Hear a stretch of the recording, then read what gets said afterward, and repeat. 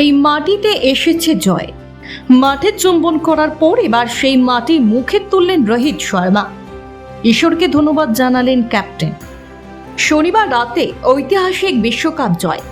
মাঠে চুম্বন করে ঘাস ছুঁড়ে খেলেন রোহিত। অঝরে কাঁদলেন পান্ডিয়া, বিরাট সকলেই এবং তারপরই বিরাট, রোহিত, জাদেজার পরপর অবসর ঘোষণা। সব মিলিয়ে বিশ্বের সেরা হয়েও ক্রিকেট অনুরাগীদের কাঁদিয়ে ছাড়ল যেন।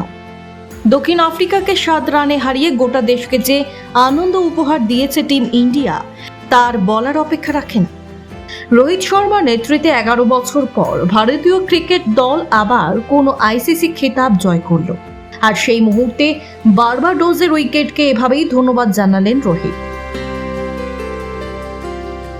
আইসিসি সম্প্রতি একটি ভিডিও শেয়ার করেছে।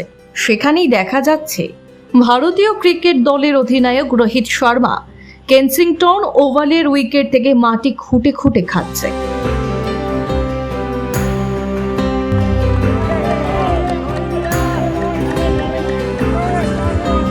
চোখে জল, মুখে হাসি। 17 বছর পর টি-20 ওয়ার্ল্ড কাপ জিতে বিশ্ব চ্যাম্পিয়ন ভারত। ক্রিকেট প্রেমীদের চোখে আবেগের জল। টিভির পর্দায় টিম ইন্ডিয়াকে কাঁদতে দেখে অবাক হয়েছিল বিরাট, আনুষ্কার ছোট্ট মেয়ে ভামিকাও। মা আনুষ্কা মেয়ের সেই আবেগের মুহূর্ত শেয়ার করলেন সবার সঙ্গে। শনিবার রাতে ঐতিহাসিক বিশ্বকাপ জয়।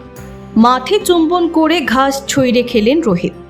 দক্ষিণ আফ্রিকাকে 7 রানে হারিয়ে গোটা দেশকে যে আনন্দ উপহার দিয়েছে টিম ইন্ডিয়া, তার বলার অপেক্ষা রাখে না। দেশের সবার মতোই মেয়ে ভামিকাকে সঙ্গে নিয়ে সেই মুহূর্তের সাক্ষী ছিলেন বিরাটের স্ত্রী আনুষ্কা শর্মা। বরাবরই টিম ইন্ডিয়ার পাশে ঢাল হয়ে থাকেন আনুষ্কা শর্মা। বেশিরভাগ সময় গ্যালারিতে থেকে উৎসাহ দেন দলকে, তা সে একদিনের ম্যাচ হোক বা টি-20 কিংবা টেস্ট। আর এরকম এক অভূতপূর্ব জয়ে আনুষ্কার পোস্ট নজর কাড়ল নেট দুনিয়ায়। সোশ্যাল মিডিয়ায় টিম ইন্ডিয়ার একগুচ্ছ ছবি পোস্ট করলেন এদিন আনুষ্কা।